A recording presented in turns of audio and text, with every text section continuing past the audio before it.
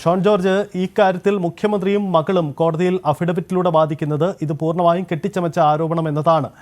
മുമ്പ് SFIO അന്വേഷണ സമയത്തൊക്കെ എടുത്ത അതേ നിലപാട് തന്നെയാണ്. ഈ കേസിൽ CBI അന്വേഷണം ഉണ്ടാകുമെന്ന് നിങ്ങൾ പ്രതീക്ഷിക്കുന്നുണ്ടോ? ഈ ഹർജിക്കാരൻ്റെ വാദത്തിന് ഒപ്പം ഈ പ്രതിരോധങ്ങൾ നിൽക്കുന്നതാണോ? എന്താണ് നിങ്ങളുടെ നിരീക്ഷണം? എനിക്കിതിനകത്ത് പറയാനുള്ളത്, വീണയുടെ ഈ അഫിഡവിറ്റ്, വീണ അച്ഛന് വേണ്ടിയാണ് കാശ് മേടിച്ചെന്ന് സമ്മതിക്കുന്നത് തുല്യമാണ്. കാരണം വീണ പണം വാങ്ങി എന്നുള്ളത് പകൽ പോലെ വ്യക്തമാണ്. വീണ മോള് ഇതുവരെ നിരസിച്ചിട്ടില്ല.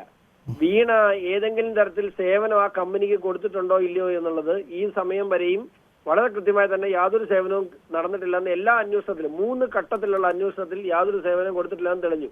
അപ്പോ വീണ തന്നെ പറയുന്നു, ഇത് എന്നെ ലക്ഷ്യം വെച്ചുള്ളതല്ല, എന്റെ പിതാവിനെ ലക്ഷ്യം വെച്ചുള്ളതാണ്, പിതാവിനുമായിട്ട് ലക്ഷ്യം വെച്ചുകൊണ്ട് പിതാവിന്റെ രാഷ്ട്രീയത്തെ തകർക്കാനാണെന്ന് പറയുമ്പോൾ കൃത്യമായി ആ രാഷ്ട്രീയ നേതാവിന് വേണ്ടിയാണ് വീണ കൈപ്പറ്റിയെന്ന് വീണ തന്നെ സ്വയം സമ്മതിക്കുന്നതിന് തുല്യമാണ് ഈ അഫിഡവിറ്റ്.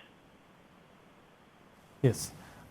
അപ്പം ആ വാദം, ഇതിന്റെ കോടതിയുടെ തുടർ നടപടികളിൽ ഈ CBI അന്വേഷണത്തെ എതിർത്തുകൊണ്ടുള്ള ഈ വാദം നിലനിൽക്കുമോ? അങ്ങനെ നിങ്ങൾ കരുതുന്നുണ്ടോ? കാരണം ഇതൊരു വലിയ മുഖ്യമന്ത്രി പറഞ്ഞൊരു വിഷയം, ഇതിന് പൊതുകാര്യ പ്രസക്തമായ വിഷയമല്ല, 2 കമ്പനികൾ തമ്മിലുള്ള ഇടപാടാണ്. അങ്ങനെയല്ല.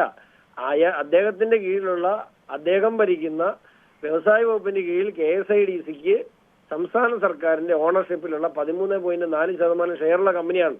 ആ കമ്പനി മുഖ്യമന്ത്രി ദിവസം പോയി ഞങ്ങൾക്കൊരു പ്രസക്തിയില്ല, സർക്കാർ ഒരു ഫേവർസം ചെയ്തിട്ടില്ല, സർക്കാരിനകത്ത് റോളില്ല എന്ന് പറഞ്ഞാൽ അതൊന്ന് അംഗീകരിച്ചു കൊടുക്കാൻ കേരള ഹൈക്കോടതി ഇരിക്കുന്നത് പിണറായി വിജയന് ഗോവിന്ദൻ മാഷല്ല.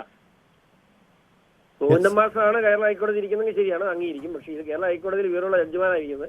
അപ്പൊ അതുകൊണ്ട് ഈ വാദമൊന്നും അവിടെ നിൽക്കില്ല.